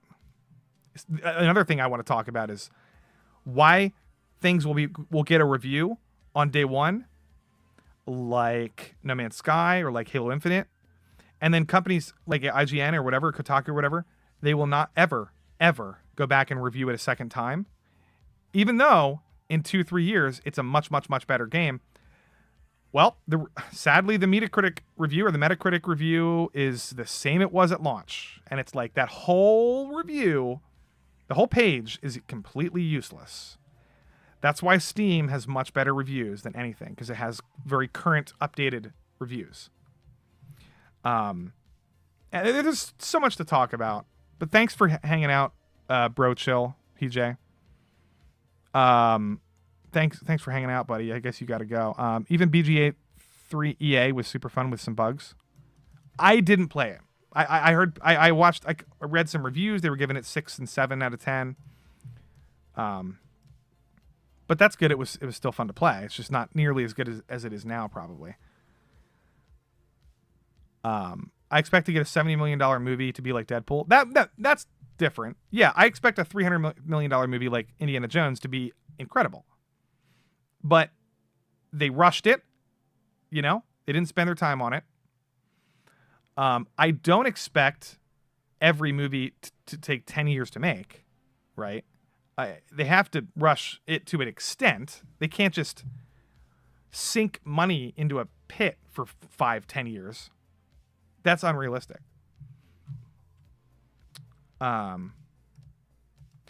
Anyway, guys, there's a lot to talk about, and I also I want to read more into this topic, and like I said, we'll do a stream later this week about this, and then some other video game news coming out as well. So Armored Core comes out soon. Starfield comes out soon. I'm going to be streaming at least some of that, I think. I'm going to stream some Starfield. You guys, wouldn't that be fun? A little bit, I think. Because I'm assuming not everybody's going to get it. So that might be a fun game to stream. Just kind of run around and role play on stream.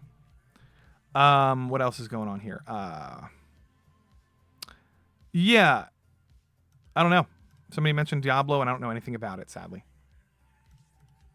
The whine at your customer strategy. Look, Cyberched, you're right. I'm not saying that they should be whining at their customers. I'm saying they're not wrong for worrying about unrealistic expectations. But they shouldn't be taking it out on the customers. They should just be like, well, that's just how it is, you know? That's just how the industry works. It's true that the customers should have maybe a little bit less expectations, but at the same time, we're paying $70. We're paying $70. I get it. You have to provide a product that's playable for $70. You have no choice. You just don't. Or delay it. Delay the game, because more people than you think don't care about delays. There are a lot of people that are like, oh, they had to delay it again. Those people are dumbasses. If a company delays a game, good for them. It's not finished. You don't make fun of a company for delaying a game twice, 3 times. That is what we should be doing. I don't understand any of that shit.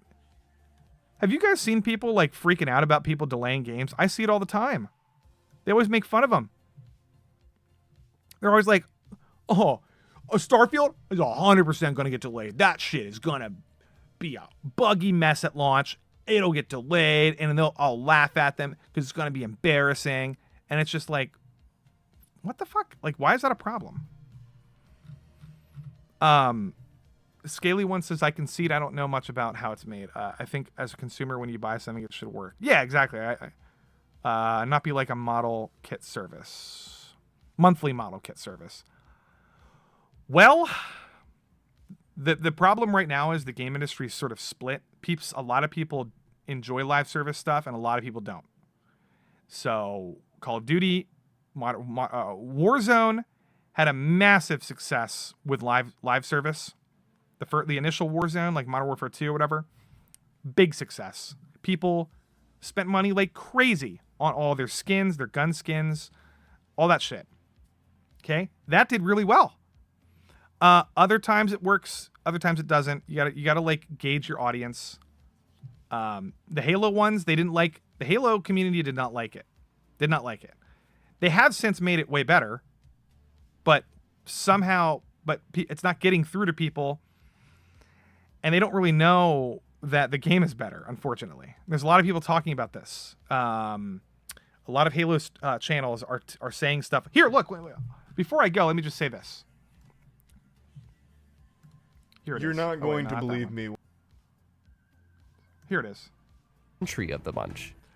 This guy did a video called Halo Infinite has more content than previous Halos. If you want to watch it, it came out 4 days ago. Wait, let me find it. This is this guy here, Samurai KBG. Just watch this video if you're curious.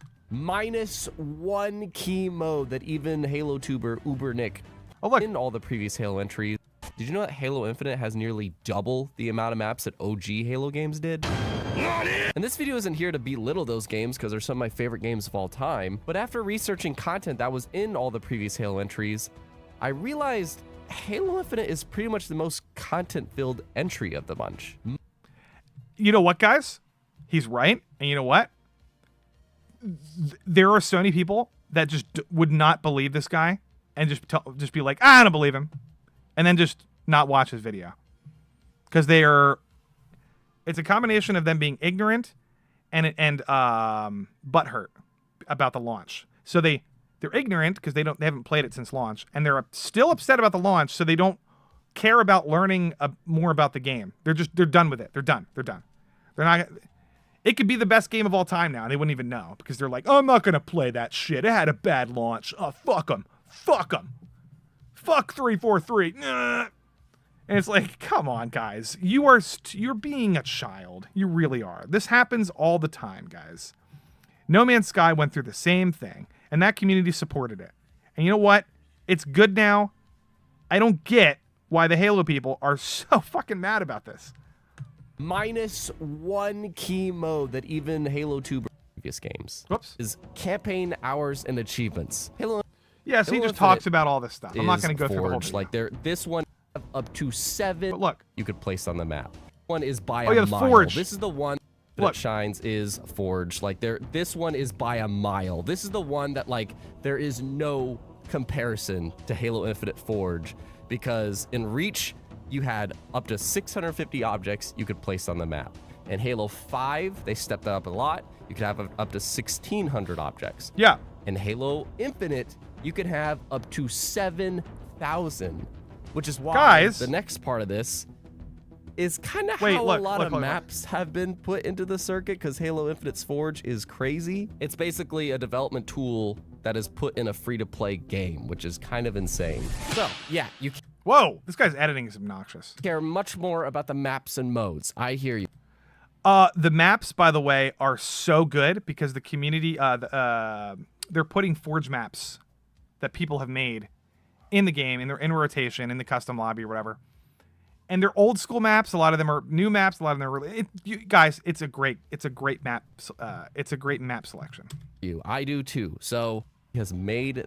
So look, people make like all kinds. Look at this stuff. Like, you know, just a few mere 10 plus that wiggles in a few, like, you know, just in the social playlists and modes that the community made. But speaking of the community, the custom game browser.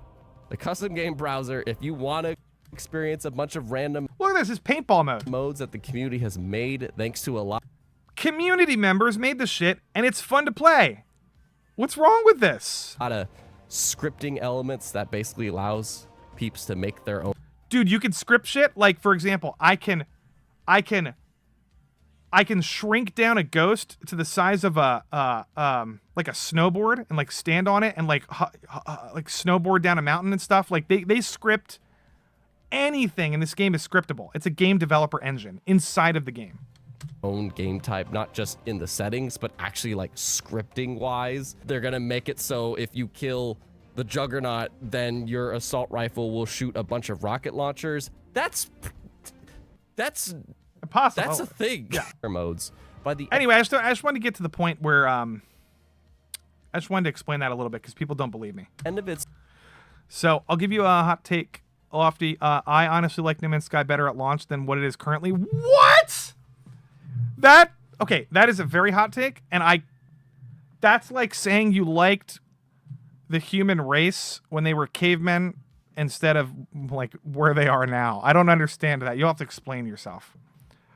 But maybe you're onto something. I just don't, because now is way. No Man's Sky now has like 100 times more content.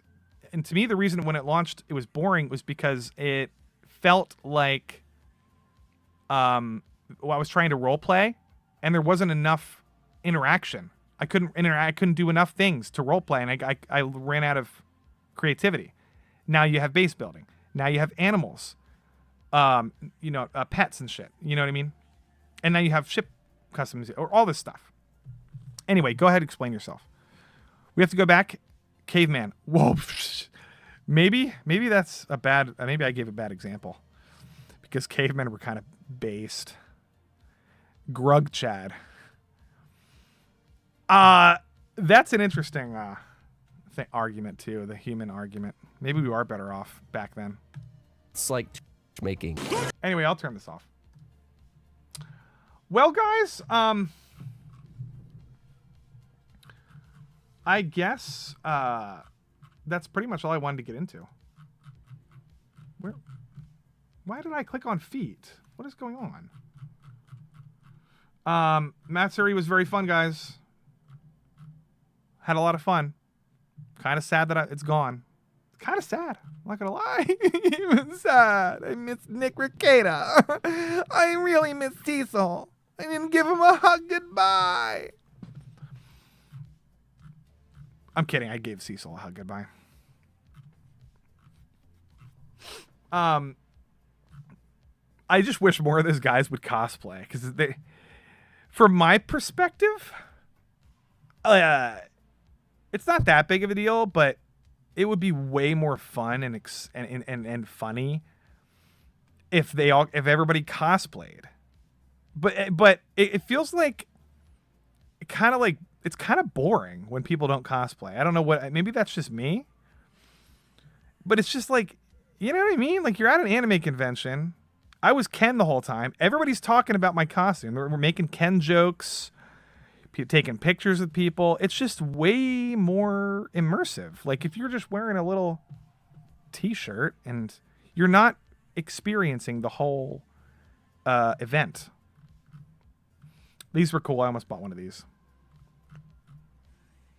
And look, Camelot could fucking kill any cosplay he wanted to do. He would be the most popular person, probably. If you wanted to do a JoJo character, he would be very, very, very popular. If you wanted to do a Dragon Ball character, he'd be very popular. Any kind of jacked character. He could do Camelot, he could do Naked Snake or whatever. He could do Solid Snake, and he would be the number one person that everybody wants to take pictures with. 100%. I know he probably might be. Maybe Camelot's a little shy about that stuff. But it's no excuse because he should face his fears. You know what I mean? Anime Matsuri, very fun times. Well, chat, I don't know what else to say. Oh my goodness, sorry. I'm still a little screwed up from the convention. My allergies got way worse. These were fun. What else was? Post-con blues are real? Yeah, dude. For sure. That's why I'm doing this. Because I'm like, I got to talk about it with somebody. Camelot could easily do snake cosplay and be popular. Yeah, 100%. Lori Elizabeth. Hi, Lori.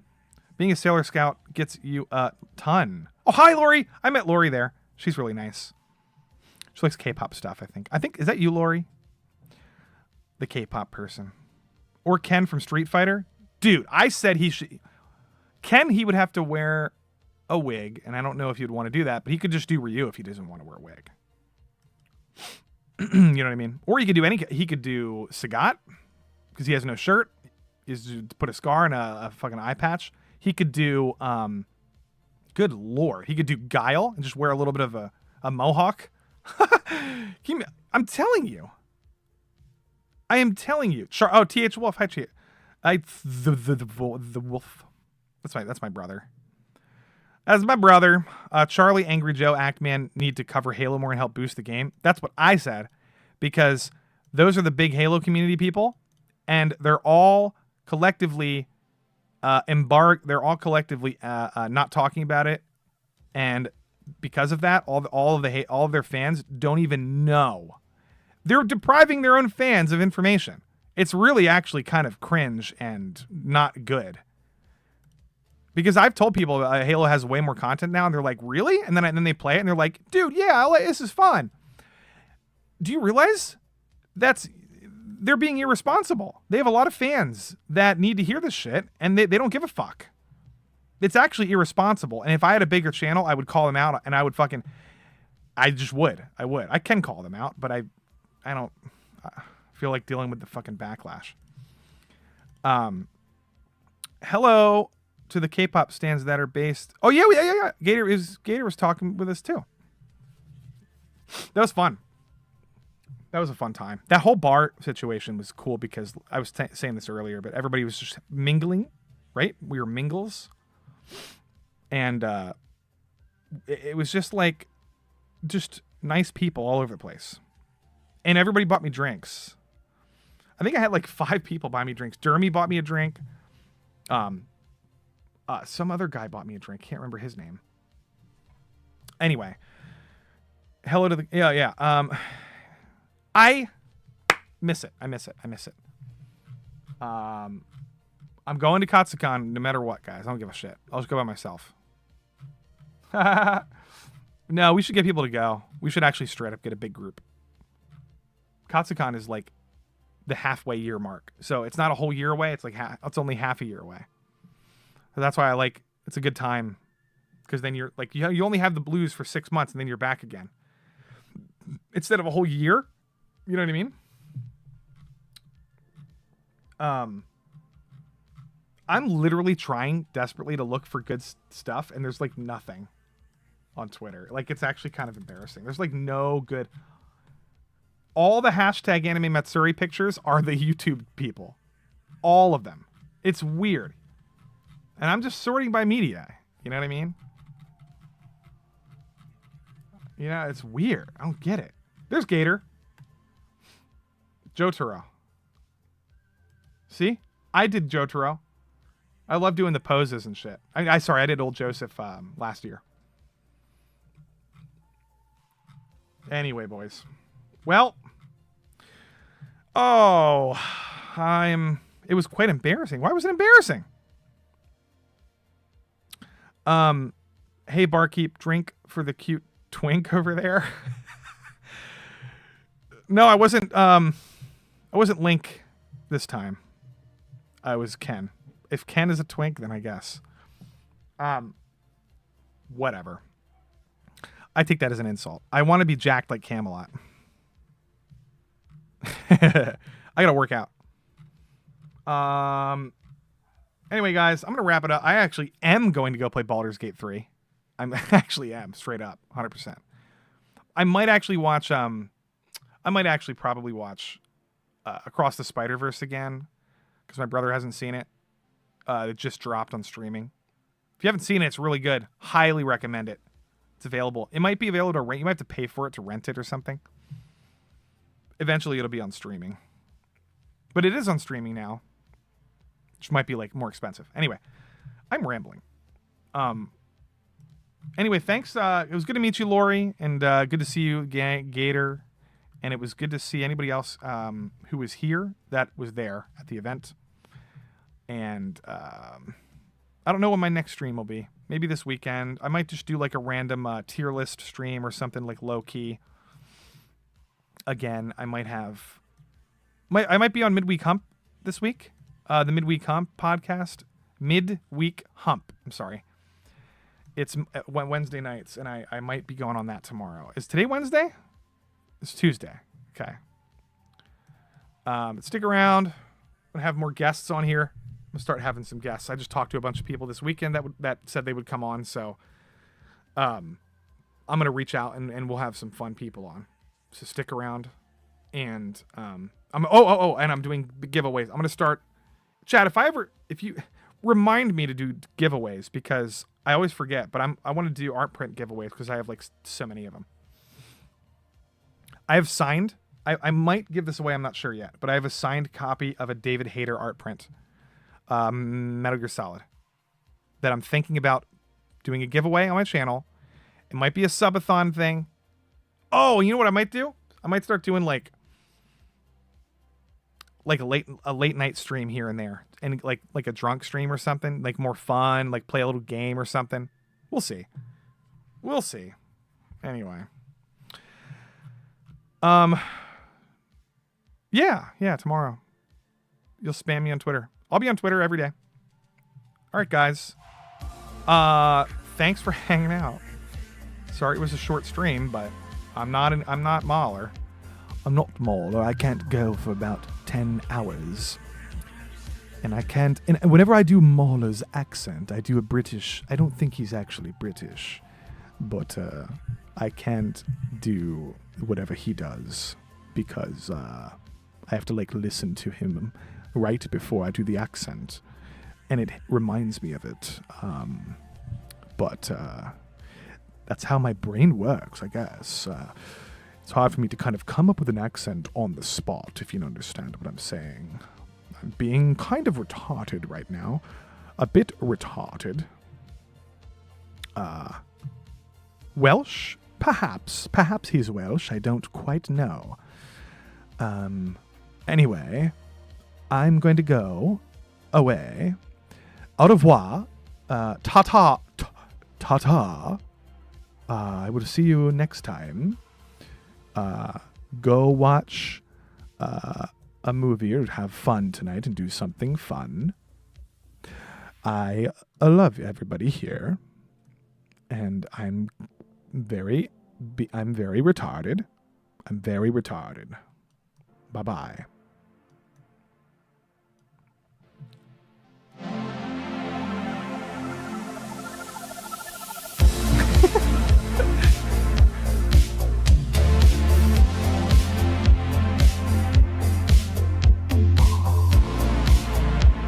Oh, bye, Steven Ransom. I'm sorry. Bye, Steven. Bye, Steven. You came in too late. Bye-bye.